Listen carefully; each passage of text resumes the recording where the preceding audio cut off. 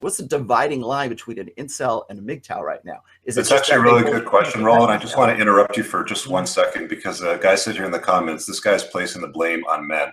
That's a comment that comes up quite a lot when you're talking about this topic. Can you just kind of hit on that for a bit?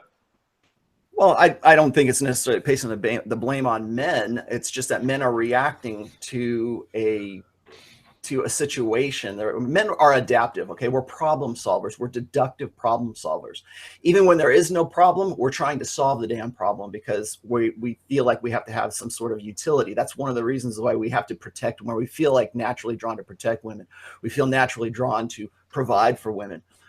Is that placing the blame on men? No, I understand the need for personal responsibility. I get that. But I'm not one of these guys who's going to say it's all about personal responsibility. I know that there are shitty situations. I think that a lot of the this power of positive thinking mantra that gets passed around, particularly in pickup artists, a lot of the Tony Robbins kind of gurus and stuff like that, where they always want to say it's your responsibility, and if your life's fucked up, it's all because of you.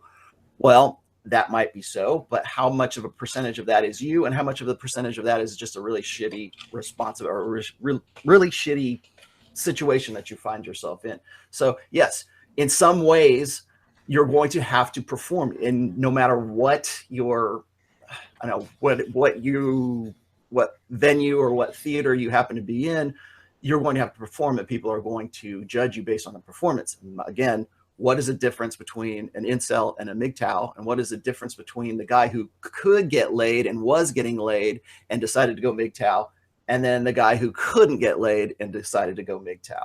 I mean, are those like Donovan was saying, those are the low order MGTOWs as opposed to the higher order MGTOWs. And I've listened to a lot of them. I've listened to Stardust. I've listened to Barbar. I've listened to all these guys. And some make more sense than others. And I've always told guys, I said, there's sort of a spectrum. There's guys who are really just sort of team MGTOW, and they're like, yeah, man, MGTOW, and just want to go crazy. And then there's the guys who, that's why I wanted to bring TFM on here, because when I saw his video about explaining MGTOW, I put it up in the chat. But that was what made me want to get him on the show, because it was a very thought out, very red pill perspective of MGTOW. But I still think that there are some issues here where it's not necessarily blaming men, but could they get laid in the beginning? Could they do it and then they decided not to? Because it's one thing to have the skills and go, you know what, I could do this, but I'm choosing not to. Or it's another one who just makes his necessity a virtue and say, well, I never had to do it anyways because I could never get laid. All right, let's start off to Donovan. He wanted to top up on it. Yeah, just real quick. Again, this comes back to, listen, there is a price to be paid for everything. I think a lot of guys, they want these young, hot, submissive girls who can cook and suck and fuck. But here's the problem. They want all of this stuff. It would appear that they want this to be easy. God forbid you have to endure the masculine burden of performance, just like Rollo said. Competition. And again, there are a lot of guys out there, and I'm not saying that this is you, TFM, but there are a lot of guys out there who identify themselves as MGTOW who give off the air of, you know what, I could get laid if I wanted to, but I don't want to, right? So in other words, they would have us believe that they've gone full monk mode out of choice rather than, necessity, like they have to do this. Here's one more thing.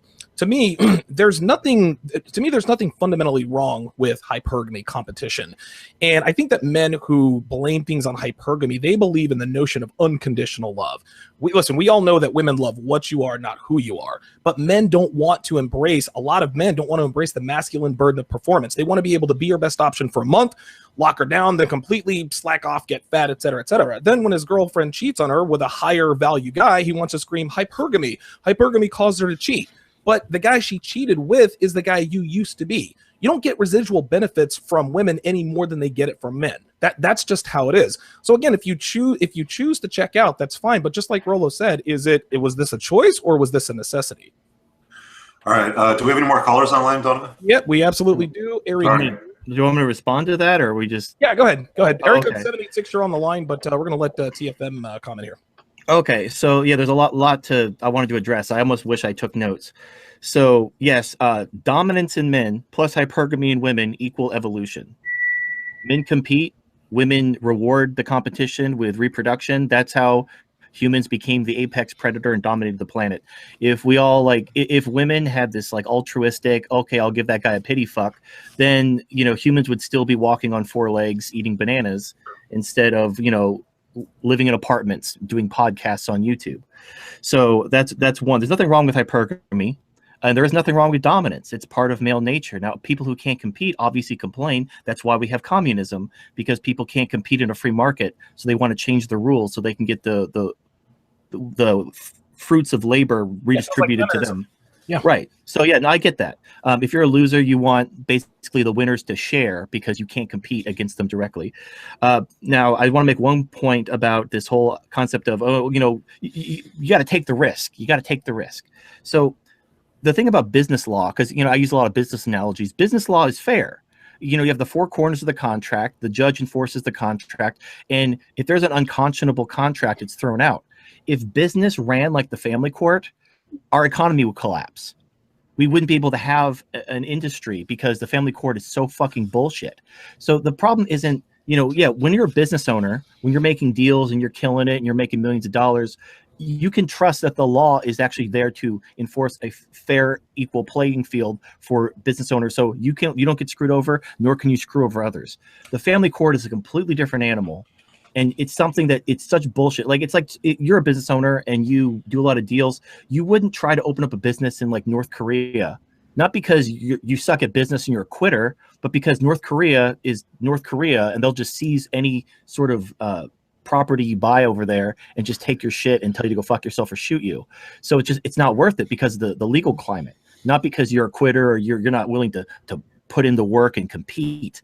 So, maybe there probably are MGTOW who they can't compete. And the thing is, the TFLers or the incels who go MGTOW, that's the best thing for them.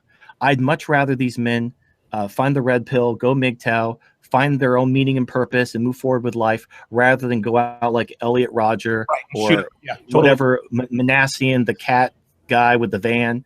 So yeah, because if the thing about these incels who get really bitter and angry and turn to violence is basically they have kind of a male feminist perspective, or they have this intense sexual entitlement, very similar to the way these fat feminists think that men need to be attracted to ugly women. And it's all like the patriarchy and body positivity, and it's all brainwashing. And they think that they're entitled to higher status men than they should reasonably be able to attract. There's a lot of men in the same boat, and that's fine. But that's not MGTOW. That's just men not being realistic. But realistically, talking about men who are unsuccessful with women, anyone with $200 in their pocket is not involuntarily celibate. You can get laid. It's just a matter of you don't want the pussy that $200 is going to buy. And that's fine. But don't cry about it because there's pussy out there. You don't want it because it's not worth it to you. That $200 is worth more to you than that pussy. And that's perfectly understandable. Doesn't make you a loser. I don't buy that. I think that men would rather have pussy than not. That's what I think.